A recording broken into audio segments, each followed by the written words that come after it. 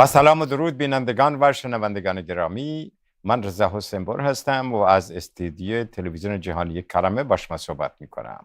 امیدوارم که روزگار بر شما طوری بگذرد که میزان رنج‌هایی رو که جمهوری اسلامی بر مردمان ایران تحمیل کرده است به حد اقل برسد. این را ما همه می‌دانیم و هر کجای ایران که هستیم، همه جای دنیا که هستیم، هیچ کسی نیست که بیخیال از این بابت باشه که چرا مملکتش به این روزگار افتاده و چرا نتوانست ایران به همون شیوهی که داشت پیشرفت میکرد به همون شیوه پیشرفت بکنه. و بعداً نتیجه اوضاع و احوالی که پیش آمده بود، جنگی بود بین جمهوری اسلامی و امریکا. این جنگ همچنان در وسط زمین و آسمان مونده و معلوم نیست که به کجا خواهد کشید. یک مهمان بسیار پخته و مجرب رو دعوت کردم امروز که در همین زمینه با ایشون صحبت بکنیم. آقای مهرداد خونساری، دیپلمات سابق و کارشناس و تحلیلگر بسیار مجربی هستند که در همین برنامه شما ایشون رو چندین بار دیدید. آقای خونساری، به شما سلام عرض می کنم. سلام جناب حسین بر، انشالله که سلامت و خوب باشید و درود به همه عزیزانی که این برنامه رو می بینن. تشکر می کنم آقای خونساری که در این برنامه حضور دارید. وضعیت خاورمیانه، ایران و امریکا رو در شرایط کنونی چگونه ارزشیابی می کنید؟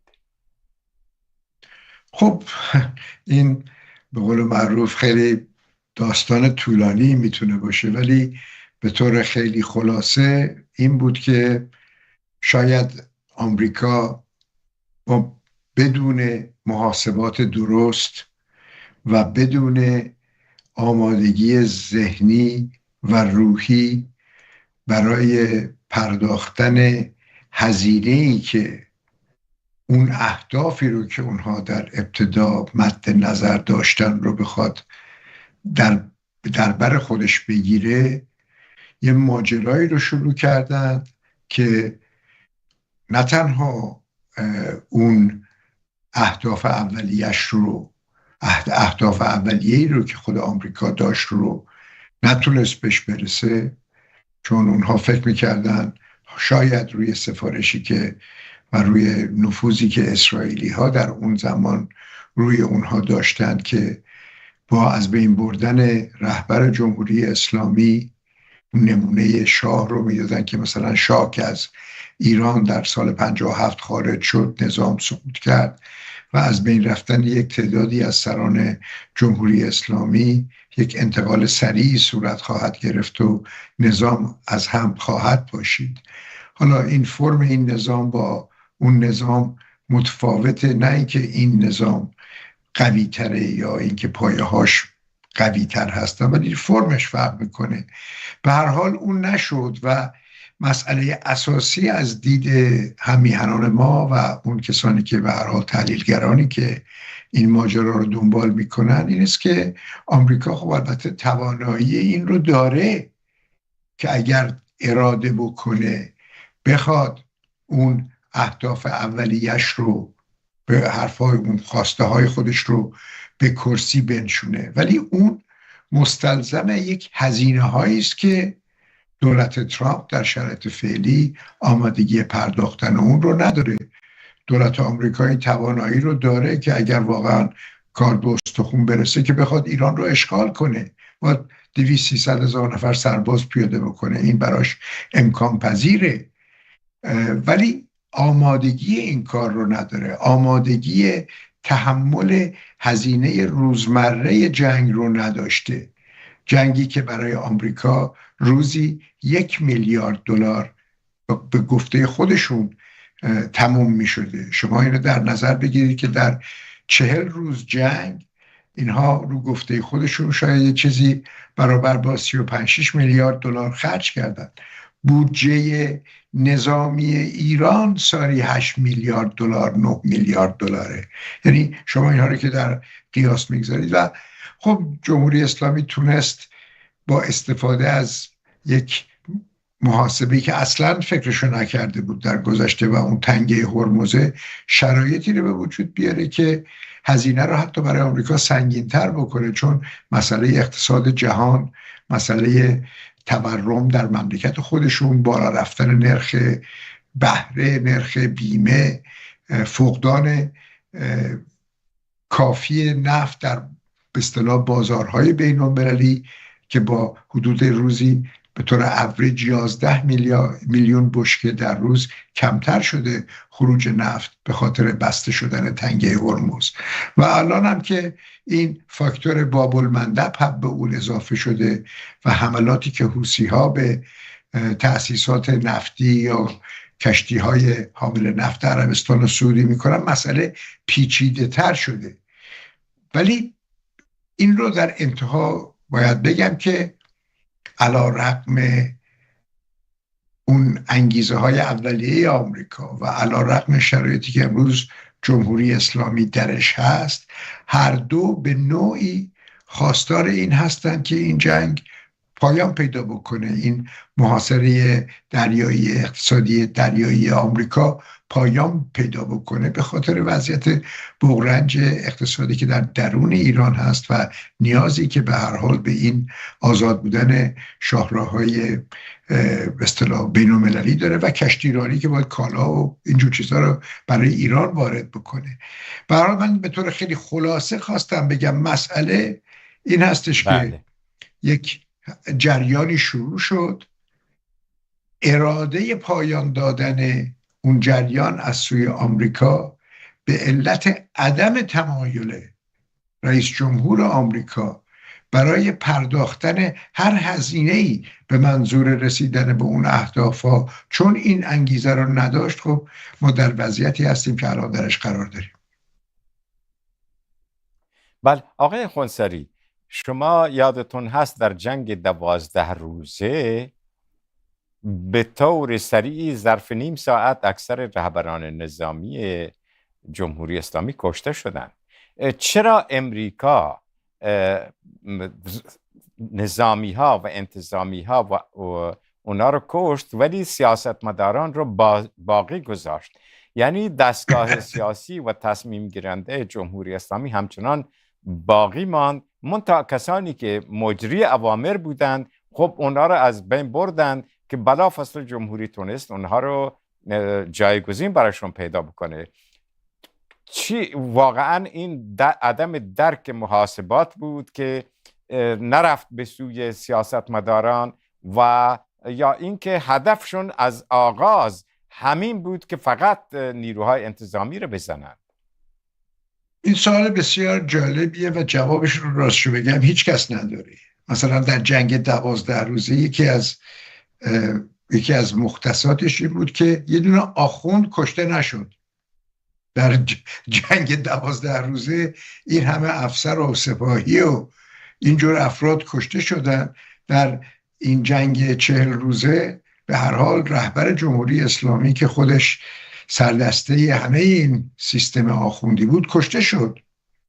آقای لاریجانی به عنوان یک سیاستمداری که خیلی از آتوها رو تو دستش بود، وارد بود، آدم مجربی بود، و از بین رفت. ولی تکیه اینها روی نیروهای نظامی و امنیتی بود، چه در جنگ 12 روزه و چه در همین جنگ 40 روزه اخیر. خب اینها فکر میکردن که اینها نیروهایی هستند که سپاهی که این سیستم رو در اصل سرپا نگه داشته و عوامل تندرویی که اونجا هستن که در اصل جزئی از دولت پنهان هستن. مثلا فرض کن در اون محاسباتی که آمریکایی‌ها میکنن، دولت پزشکیان یا امثال عراقچی یا فرض کنیم ظریف در گذشته، اینها کسانی بودن که خواستار این بودن همیشه که واقعا یک فرم دیالوگی باشه. و مثلا اگر شما یادتون باشه در دولت روحانی موقعی که قرارداد برجام بسته شد، خب امید دولت روحانی این بود که کار به برجام دوم و سوم بکشه. کسی که مانع از این شد کی بود؟ آقای خامنه‌ای بود و اون دار و دسته‌ای که توی دولت پنهان، اون اهرم‌های پشت پرده‌ای که در اصل ایران رو، سیاست ایران تو دست اونها بود. ما دارای یک رئیس جمهور هستیم، ولی من فکر میکنم که کسی نباشه توی این مملکت ما که فکر کنه رئیس جمهور ما کاریه یا تصمیمی رو میتونه خودش بگیره. پس یک مقدار تأکید روی اونها بود و دیدیم که در جنگ 40 روزه باز هم اون نیروهایی که در روزهای اول کشته شدن بیشتر اون رده های بالای سپاه بودن یا وزیر دفاع بود یا افرادی بودن که به هر حال نظامی بودن یا انتظامی بودن و اینها رو از بین بردن. آقای خونساری ولی الان که روشنه، ببینید آقای خونساری، الان که روشنه که نیروهای انتظامی و نظامی قدرت‌هایی دارند، ولی عملاً می‌بینیم که تصمیم گیرندگان همین سیاستمداران هستند. چرا الان اونها رو نمیزنه؟ خب نه، ببینید الان فرق کرده. یک نکته مهمی که من اولا به شما بگم به عنوان یک کسی که من مخالف جنگ هستم و مخالف جنگ بودم، تنها دستاورد جنگ از نظر اقدامات سیاسی که ما پیش رو داریم و میتونه مؤثر باشه برای اینی که مملکت ما به یک سمت و سوی دیگری بره، کنار زدن آقای خامنه‌ای بود. یعنی جمهوری اسلامی اون فردی که تمام احاطه کامل داشت، اقتدار کامل داشت، تصمیم‌های اساسی سیاسی و نظامی رو میگرفت. یعنی در پاسخ به صحبت شما که میگید که تصمیمات هنوز سیاستمداران تصمیم میگیرن، سیاستمداران در شرایطی که ما الان هستیم قاطعانه نمیتونن راجع به هیچی تصمیم بگیرن، برای اینکه الان دستجات ایجاد شده. نیروهایی هستند که خواستار مذاکراتن، نیروهایی هستند که خواستار ادامه جنگن. اینها همه در دوران گذشته هم بودن، ولی شخص آقای خامنه‌ای اونها رو کنترل میکرد. الان اون نیست، پس صحنه باز شده و یک فضای جدیدی در ایران اومده و اینجاست که الان، یعنی در این هفته ها و ماه های آینده ایران در گرو اینه، در کوتاه مدت، که آیا به خاطر این جنگ، به خاطر کنار رفتن خامنه‌ای، به خاطر ایجاد شرایط جدید، به خاطر مشکلات عظیم اقتصادی، به خاطر اون تظاهراتی که در دیماه 2 ماه 3 ماه قبل از جنگ کاملا به دلایل اقتصادی مردم شورش کرده بودن و ریخته بودن توی خیابونا، که شرایط اقتصادی امروز از اون زمان به مراتب بدتر شده، آیا نیروهایی که به دنبال پایان دادن به اون سیاست‌هایی که از سوی بدنه ایدئولوژیک نظام زیر رهبری شخص خامنه‌ای هدایت میشد امروز تن خواهند داد یا نه؟ الان وضعیتی که ما باهاش روبرو هستیم دقیقاً اونه. این تحولاتی که میبینیم، اینی که ذوالقعد میره، نمیدونم فرض کنیم آقای رضایی رو میارن در شورای امنیت ملی و اینجور چیزا، اینا به خاطر این درگیری هایی که هست. الان یک عده که دنبال تعامل با آمریکا هستن، یک عده به دنبال این هستن که به هیچ عنوان مسئله تنگه نخواد حل بشه. آقای خونساری، چرا اونهایی رو که مخالف تعامل با امریکا هستند، چرا اونا رو نمیزنند؟ برای اینکه اطلاعاتی که دارند قبلا هم ثابت کردند که ظرف نیم ساعت اکثر اونها رو میتونن بزنند. چرا اونها رو الان نمیزنند؟ اولا یه چیزی بنده خدمتتون عرض بکنم، چه اونهایی که اهل تعاملن، اون فیگورای اصلیشون من دارم عرض میکنم، چه اونهایی که مخالف تعاملن، همه رفتن قایم شدن و همه تدابیر امنیتی رو با توجه به اتفاقاتی که افتاد، اون شخصیت‌های تراز اول جمهوری اسلامی الان اون رو دارن رعایت میکنن. یعنی شما اگر فرض کنید بخوای امروز الان با آقای قالیباف تلفنی صحبت بکنی، الان شماره دفترش بگیری، بهش وصل نمیشی، برای که سیستمی رو تو کار انداختن. نه تنها اون، آدمای خب دیگه پس مثلا چگونه آقای خونساری چگونه اینا میتونن با هم ببین آقای خونسری، پس چگونه اینا با هم نه، تصمیم اینا میگیرن؟ بین خودشون، آیا تصمیماتشون کلا فردیه؟ نه، بین خودشون یک سیستمی دارن.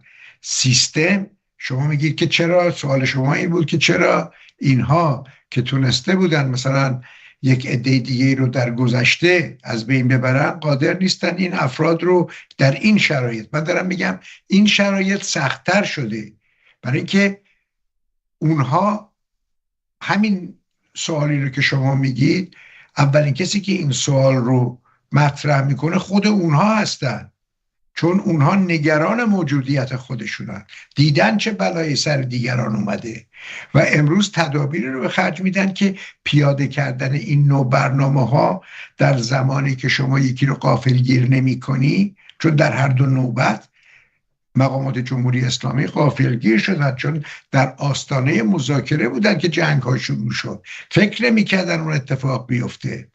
مثلا همین از بین بردن آقای خامنه‌ای توی منزلش با تمام بیشتر اعضای خانوادهش، بیشتر اعضایی که نزدیکانش در بیت بودن، این در شرایط عادی صورت نمیتونست بگیره، در شرایط فوق‌العاده نمیتونست صورت بگیره و امروز اینها مراقب‌ترن و برای آمریکایی‌ها یا اسرائیلی اگه بخوان همچین کاری رو بکنن این به مراتب سخت‌تره. من نمیگم، من نمیدونم، من دارم به عنوان یک فردی که از حاشیه نگاه میکنم، دو تا چهار تا قضیه رو دارم میگم، ولی به نظر من خیلی مشکل تره و این اولویت امروز برای اونها این در رأس اولویت ها قرار نداره، برای که الان درگیر مسائل دیگه هستن. الان ایران داره به سمت و سوی دیگه میره. شما ببخشید من صحبت شما رو مرتب قطع میکنم. ببینید شما اول صحبتتون گفتید، آره اگر اجازه بفرمایید من سوالات زیادی هست زود بپرسم. ببینید شما همون اول سوالتون کردید که به علت محاسبات نادرست اینها جلو اومدن، نتیجهش هم این شد. بسیاری از کارشناسان با شما موافقند که از اول نه هدف اینها مشخص بود و درست بود، که امریکایی ها خیلی تاکید میکنند روی هدف گذاری و نه استراتژی درستی داشتند برای همون هر چی که بود. گرچه تصور میشد که اول بمب بود، بعدا در ضمنش تغییر رژیم اومد، ولی نه برای بمب الان روی بمب متمرکزند، از اون هم جاش رو تنگه هرمز گرفته، و نه الان تغییر رژیم در نظرشون هست. چطور شد که اون هدف اولیه واقعا معلوم نبود که چه هست که همون رو پیگیری بکنن هدف تا اولیه، به نتیجه هدف برسن؟ اولیه معلوم بود، هدف اولیه که مشخص بود، اعلام هم کردن. روزی هم که جنگ آغاز شد، هم اسرائیل هم آمریکا اهداف خودشون رو علنا بیان کردن و از مردم ایران هم یاری خواستن. هدفشون این بود که به دلیل به بهانه پرونده هسته‌ای و به خاطر اینی که ایران هرگز دستیابی به بمب اتمی نتونه پیدا بکنه، خواستار حمله به ایران و خواستار تغییر نظام شدن. این چیزیست که هم نتانیاهو تو سخنان اولش گفت و هم ترامپ. محاسبه اونها این بود که در اثر یک حمله ای که رهبر جمهوری اسلامی و اون سران به اصطلاح پراز اول نظامی، کسانی که پشتوانه این نظام هستن، نیروهای سرکوبگر رو به اصطلاح اداره میکنن، که با از بین رفتن تعدادی از اونها نظام در هم میپاشه و مردم به خیابونها میریزن و تغییر نظام حاصل میشه. این محاسبه‌ای بود که آقای ترامپ تو ذهنش کرده بود. حالا نتانیاهو رو بذاریم کنار. خیلی‌ها در آمریکا امروز در نزدیکان آقای ترامپ این رو بیان میکنن و میگن به محافل خصوصی که ما تحت تأثیر به اصطلاح سفارشات مطالعه نشده و چالش پیدا نکرده از سوی خودمون از طرف اسرائیل شدیم. یعنی دارن میگن که یک مقداری در این ماجرا اسرائیلی ها روی اونها تونسته بودن اعمال نفوذ بکنن، ولی هدف معلوم بود. ولی هیچ کجای این هدف اون نتایجی که اونها میخواستن نداشت. و فراموش نکنید آقای ترامپ 2 ماه قبل یک چنین عملیاتی رو در ونزوئلا انجام داده بود و در اون عملیات ونزوئلا هم که صحبت همش از این بود که نظام ونزوئلا تغییر کنه، ولی دیدیم که آقای ترامپ رفت و در یک عملیات نظامی خیلی سریع رئیس جمهور اون مملکت رو از کار برکنار کرد، تونستن اون رو از ونزوئلا خارج بکنن و قدرت تفویض شد به معاون او که شروع کرد با آقای ترامپ در راستای زمینه‌هایی که میخواست همکاری بکنه. پس یک نمونه ای تو اذهان میتونست وجود داشته باشه که بله ترامپ ضمن اینی که صحبت از تغییر نظام میکنه، ولی اگر فرض کنیم سمبولیکمان اون رهبر بره و بقیه بدنه با او همکاری بکنن، الزاما نظام نباید تغییر بکنه. کما که در ونزوئلا الان که من و شما صحبت میکنیم همون نظام سر کاره، ولی منافع آمریکا داره تأمین میشه و یک سلسله تغییراتی هم در داخل ونزوئلا بیشک رخ داده. یعنی اون وضعیت زمان مادورو نیست، ولی به هر حال تدریجیه. پس نکته اینه که آقای ترامپ موقعی بعد از چند روز، 5 روز، 6 روز فهمید که نظام سقوط نمیکنه و برای اینی که بخواد حرفشو به کرسی بشونه باید مداخله نظامی آمریکا رو در سطحی گسترش بده که برابر با محاسبات قبلی و اون محاسباتی که کرده بودن نبوده. او آمادگی پرداختن اون بهای اضافی رو نداشت. یعنی نمیخواست سرباز اضافی آمریکا پیاده بکنه، نمیخواست آمریکایی کشته بده و نمیخواست که به لحاظ ادامه جنگ و این وضعیت و اینها، فرض کنیم که قیمت نفت که رسید به $126 در بشکه بخواد برسه به نزدیکای $200 و به اون جهت بود که ما دیدیم که وارد یک سلسله مذاکرات شدن که به اون تفاهمنامه‌ای که امضا شد و فعلا روی آسمون و هواست به اون منتج شد. پس برمیگردیم روی چی؟ این خواست اسرائیلیایی نبود. خواست اسرائیلیا این بود که جنگ فکر نمی کنید که بله ببینید یک چیزی در این وسط پیش اومد. اگر ما تصور بکنیم که اون امریکا هدف معینی داشت و اون هم ایجاد تغییر تصور نمی کنیم، اینو گفتن، علنا گفتن. اونی که من خدمتتون عرض کردم اون تصور نیست، این از زبان آقای ترامپ اومد بیرون. این گفت هدف ما اینه، هدف ما بله دقیقاً.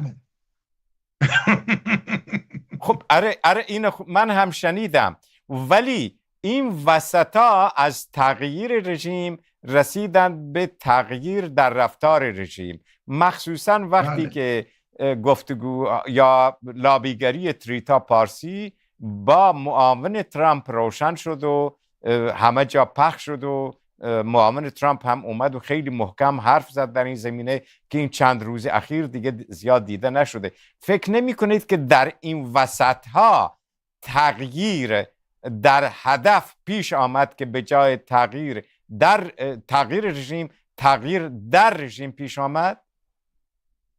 نه ببین، اولا اون ماجرای نقش تریتا پارسی، اون لابی اون فکر نمی کنم تأثیر چندانی داشته باشه. آقای ونس متعلق به یک جناح فکری و یک جناح سیاسی است که خواستار جنگ‌های پایان ناپذیر از ابتدا بوده و مخالف این سیاست ترامپ بوده و مخالف این برنامه بوده.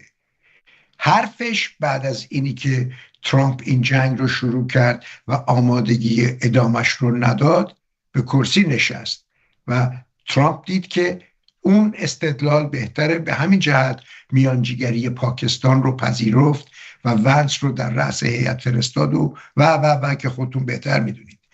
ولی مسئله اساسی تغییر هدف، همون که به درستی فرمودید که تغییر نظام، کارش به اینجا رسید که اینها امروز خواستار تغییر رفتار نظامن.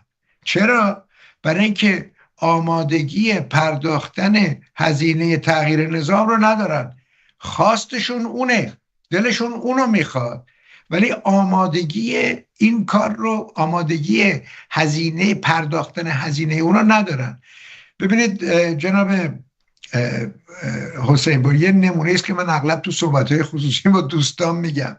ما در یه دنیایی زندگی میکنیم امروز، نسل من و شما، که ما دوران کلونیالیسم رو دیده بودیم و دیده بودیم که مثلا بله مثلا انگلیس در هند بود، در پاکستان بود، یا حتی در مثلا در دوران زمان قاجار اگر فرض کنیم سفیر انگلیس مثلا پیغامی میداد، یه چیزی رو میخواست، تا تلفن میکرد یا یک قدمی برمیداشت فوری اجرا میشد. امروز بعد از اینکه دوران استعمار پایان پیدا کرده، اون روحیه استعمارگری در سران کشورهای غربی از بین نرفته. ضمن اینکه اون قدرت سابق رو ندارن و اون موقعیت سابق رو ندارن. به چه منظور؟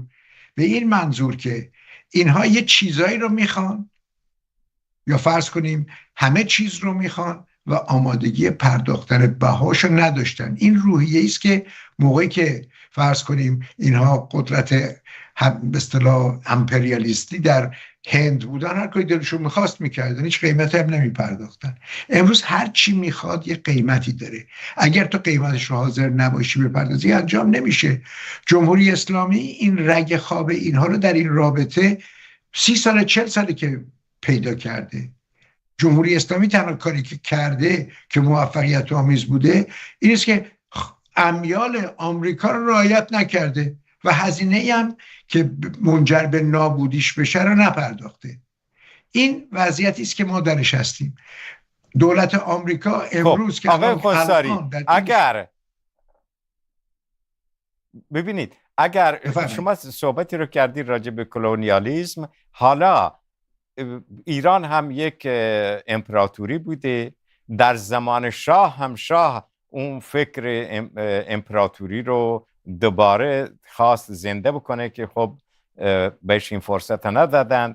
الان جمهوری اسلامی هم همون فکر امپریالیستی پرژین امپایر رو داره که بالاخره این همه عواملش در عراق در حدود 100 تا 200 هزار نفر، در حماس 30-40 هزار نفر، در حزب الله نیابتی 30-40 هزار نفر.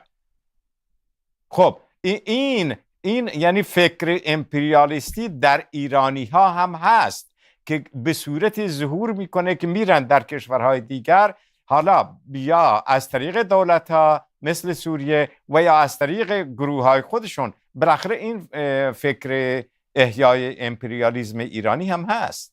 این البته بدون تردید این نمونه هایی که شما زدید کاملا درسته، ولی انگیزه ها فرق میکنه. ببینید یه موقعی هستش که دولت آمریکا عرصه رو ایران تنگ میکنه، فشارهای اقتصادی رو زیاد میکنه. همین امروز آقای ترامپ گفت ما گزینه نظامی رو نمیخوایم دنبال بکنیم، ولی میخوایم گزینه‌های اقتصادی که شرایط رو برای کشور و مردم ایران تنگتر بکنه رو بررسی بکنیم و اونها رو افزایش بدیم. شما نگاه بکنید از نظر یه مملکتی که در موقعیت ایرانه، موقعی که به اصطلاح از دید مقامات جمهوری اسلامی نگاه بکنید، موقعی که عرصه رو شما میبندن، شما رو در انزوا قرار میدن، همسایگان شما از کوچکترینش کویت و امارات و نمیدونم عربستان و سعودی و حتی کشور آذربایجان، حالا بگذاریم از ترکیه و پاکستان که کشورهایی هستن که دارای ارتش‌های قوی هستن، شما قدرت خرید یک سلاح مدرن جدید رو دیگه نداری. شما باید از خودت دفاع بکنی.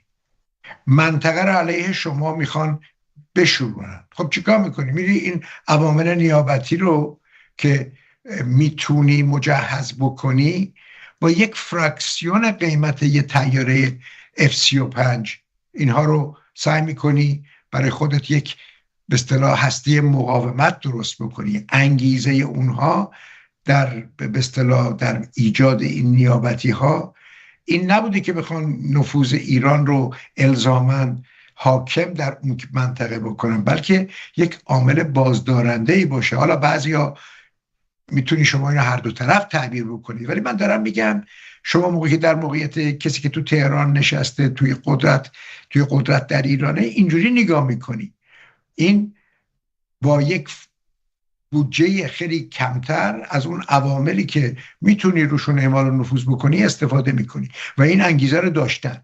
این در طول این جنگ غزه صدمه فوق العاده شدیدی دید. حماس که خنثی شده، حزب الله قدرت اصلیش رو از دست داده، میتونه هنوز یک مقدار فعل و انفعالات انجام بده، ولی حزب الله به هیچ عنوان در اون موقعیتی که 2 سال پیش بود قرار نداره. عرصه روی ایران تنگ شده، سوریه دولتش عوض شده، یک دولتی سر کار اومده که کوچکترین همسویی با ایران نداره و اجازه این که ایران بخواد از طریق خاک سوریه نیروهای حزب الله رو در لبنان تغذیه بکنه رو به هیچ عنوان نمیده.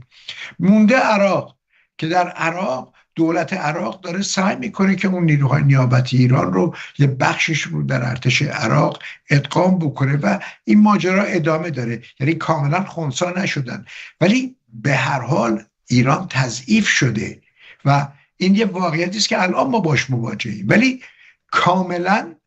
کاملا به قول معروف کبریت بی خطر نشده، هنوز میتونه مزاحمت به اصطلاح فراهم بیاره. الان نگرانی آمریکا فرض کنیم در باب المندب چیه؟ که این حوثی‌ها دارن موشک میزنن به کشتیرانی که داره نفتی رو که مثلا 4-5 میلیون که عربستان از طریق لوله از منطقه خلیج فارس به دریای سرخ میرسن که بازار بین‌المللی به اونها نیاز داره رو مختل بکنن.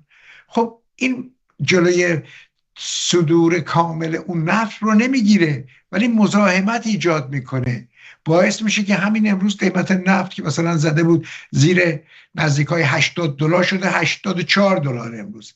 اینا نمیخوان این بره بالا. هفته پیش بالای $90 بود که ترامپ گفت به خاطر اینی که ما در آستانه رسیدن به یک تفاهم بابت تنگ هرمز هستیم قیمتش اومد پایین.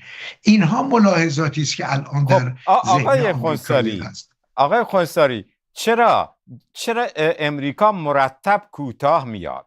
هر قدر که امریکا کوتاه میاد، من چندین مقاله من جمله در روزنامه تلگراف خوندم که عملاً جمهوری اسلامی در این جریان بر ایران، بر امریکا پیروز شده. همین کلمه پیروزی رو به کار برده بودن، به این صورت که قبلاً جمهوری اسلامی سابقه حمله و تهدید به حمله به کشورهای عربی و همسایه را نداشت.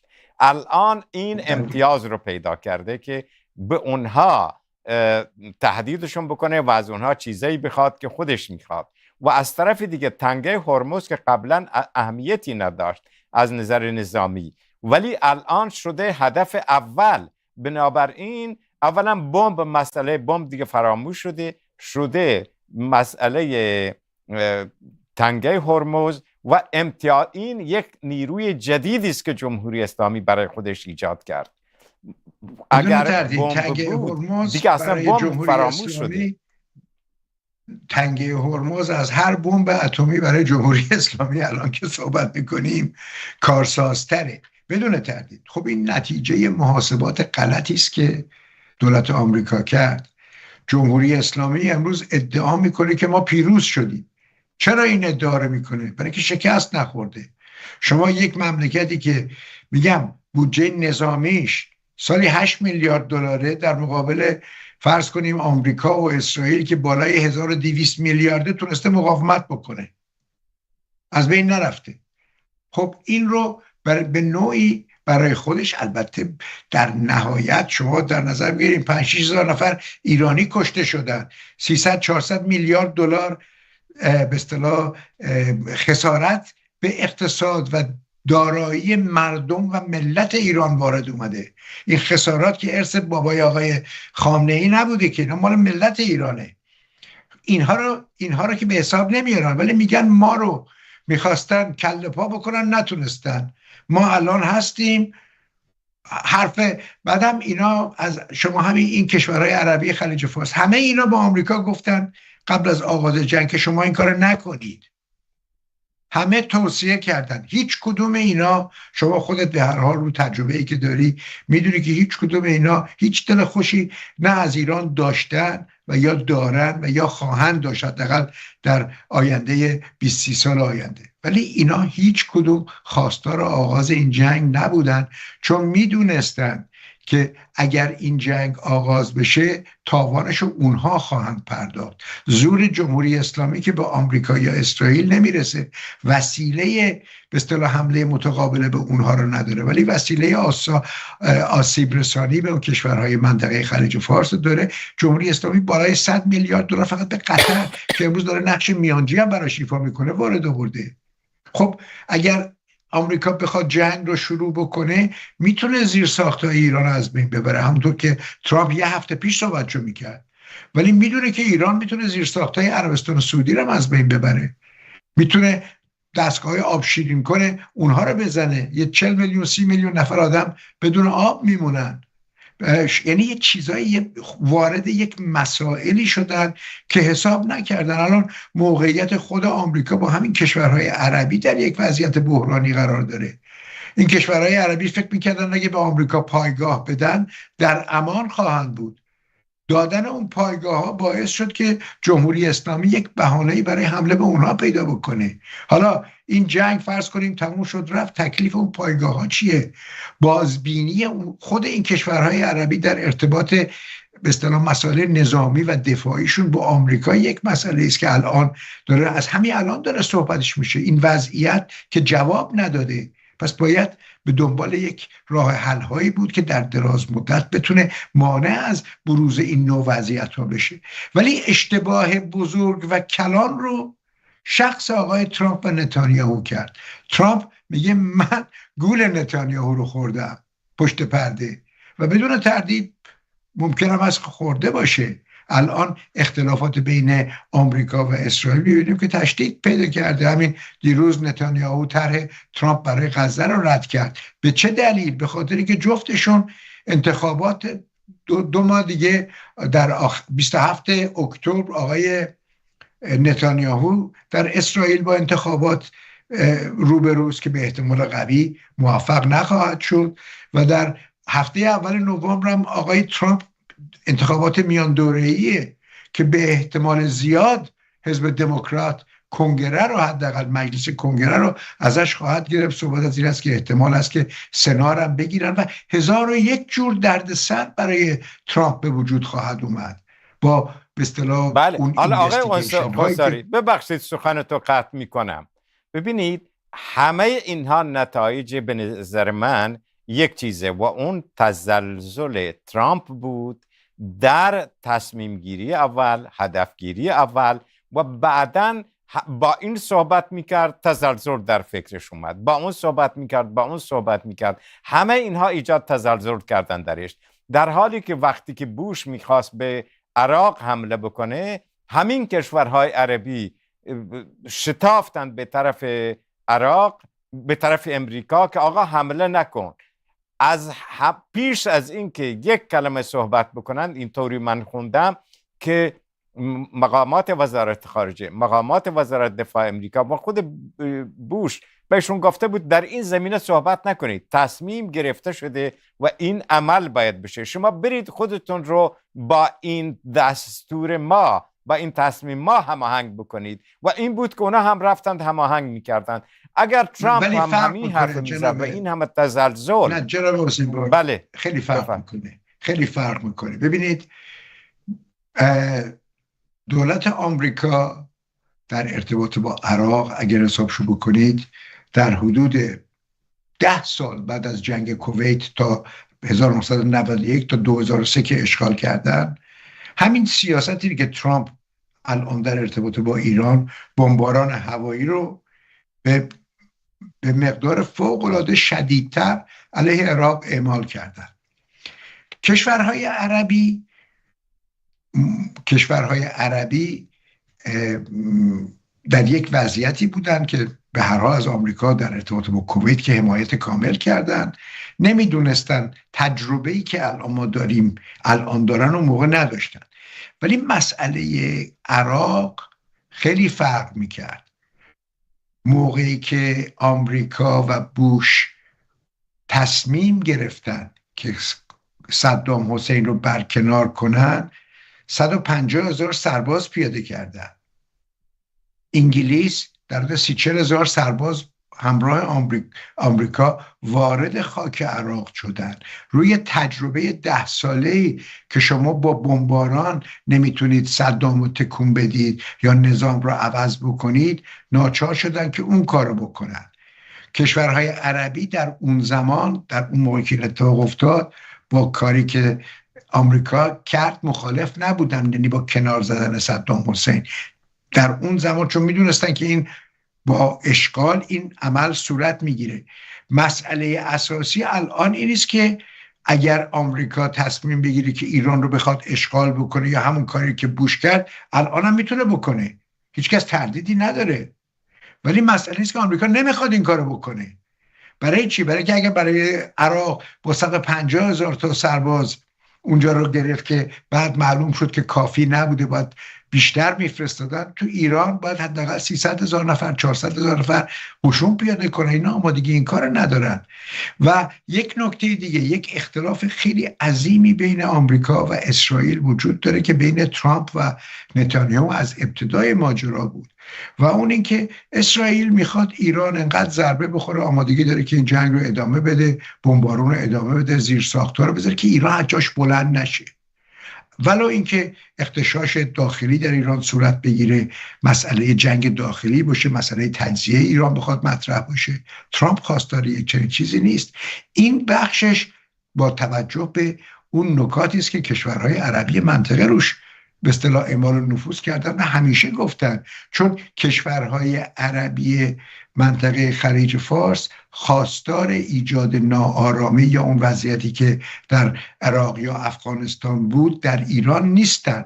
اونها نمیخوان یهویی مثلا 3 میلیون مهاجر ایرانی بخواد به سمت کشورهای اونا هجوم بیاره، یا کشورهای اروپایی نمیخوان فرض کنیم 10 میلیون نفر ایرانی 2 مرتبه بخوان از ایران مهاجرت بکنن، از طریق ترکیه وارد اروپا بشن. یعنی فاکتورهای اینجوریه و ضمن اینه که هیچ کدوم خواستار اینی که جنگ داخلی در ایران بخواد صورت بگیره نیستن. پس این محاسباتی که همه رو جمع میکنید میبینید که خب بله یه خود صحنه پیچیده است، ولی برمیگرده روی اون اشتباه اصلی که چرا همین سیاستی رو که امروز ترامپ خودش امروز اعلام کرده که به جای حمله نظامی میخواد فشارهای اقتصادی رو بکنه، چرا از این طریق بیشتر سعی نکرد اعمال نفوذ بکنه که خاص راهی رو بره که این همه آسیب به کشورهای منطقه. ببخشید آقای خونساری، ما چند دقیقه بیشتر وقت نداریم متاسفانه. چند تا سوال. یکی این که جمهوری اسلامی موجب شد که چنان فشاری بر کشورهای عربی و به طور کلی منطقه آورد که الان هم یک ناتو، مثلا ناتو اسلامی پدید اومده، ترکیه، عربستان سعودی و پاکستان، اینها با هم یک قرارداد امضا کردند. فکر میکنید که این قرارداد واقعا برای این هست که نفوذ جمهوری اسلامی رو در کشورهای عربی بگیره و یا اینکه صرفاً یک جریان بازدارنده است؟ نه، این در اصل به نظر من هیچ کدوم اینا نیست. اولا قبل از اینکه این قرارداد امضا بشه، عربستان سعودی با پاکستان چنین قراردادی رو داشت. 8,000 سرباز پاکستانی در عربستان برای کمک رسانی به اوضاع امنیتی اونجا مستقر هستند. جمهوری اسلامی ایران قبل از آغاز جنگ، اگر برگردید به فرض کنیم 9 سال 10 سال گذشته، رابطه فوق‌العاده خوبی با همه کشورهای عربی خلیج فارس تونسته بود به وجود بیاره. یهویی به هم خورده. البته الان 20 سال طول خواهد کشید تا با اون نقطه بخوایم برگردیم.